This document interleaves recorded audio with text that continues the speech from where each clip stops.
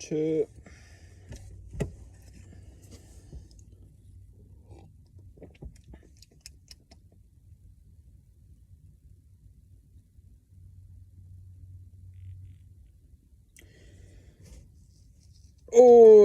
yes.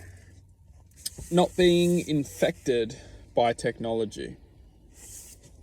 When we can understand something very, very, very, very, very important, we will start to realize that technology is serving the agenda to keep us from being extracted from our potential.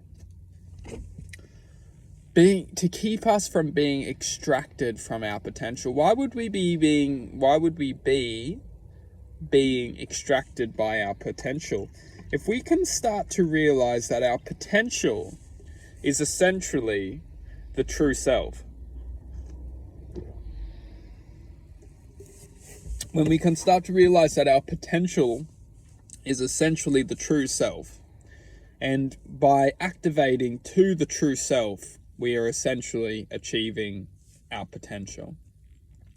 Now, what is happening is that technology is essentially coding a different formula which we're perceiving as reality. Now, within this formula, we are unifying within a different sense of understanding, a different sense of agenda, you could say. We are starting to fight for ignorance. We're starting to fight for justification towards imbalancing the true harmony of our existence within a false identity, which is convincing us that it's its existence.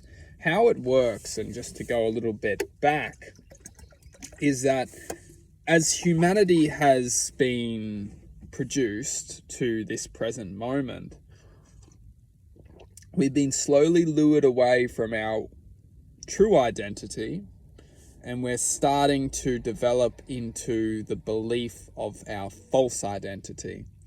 There's two different understandings of our true identity and the understanding of our false identity.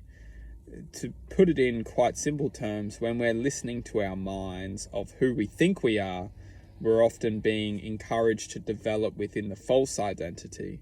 Yet when we listen to our hearts of what we don't know, or what we may be, or what we're discovering, or what is potential, or what is infinite possibility, we're often being guided back to our true identity, because we don't truly know who we are until we unify within the truth of that existence, because we don't wake up and go, oh, that's who I am. We connect and we vibrate within the realms of that existence, and we only get there once we start to resonate with that truth, and once we start to resonate within that sense of being, or that sense of existence. And that's why the mind will always try and deceive our existence, or try to encourage a sense of false imagination, or false.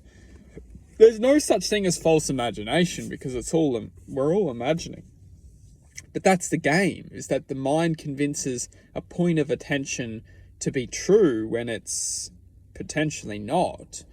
And then when we're convinced or lured within that belief, we're essentially harnessed within a box.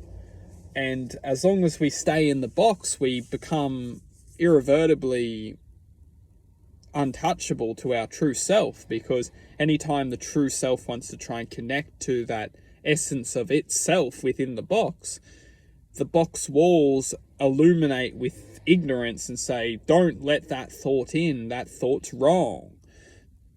This is our existence unless we start to examine and start to fight for what is right. And what is right is to free humanity from believing in the narcissistic realm of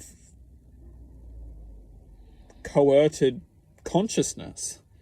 We're much more than what we think we are, if only we were to open our imagination to believing what may be possible.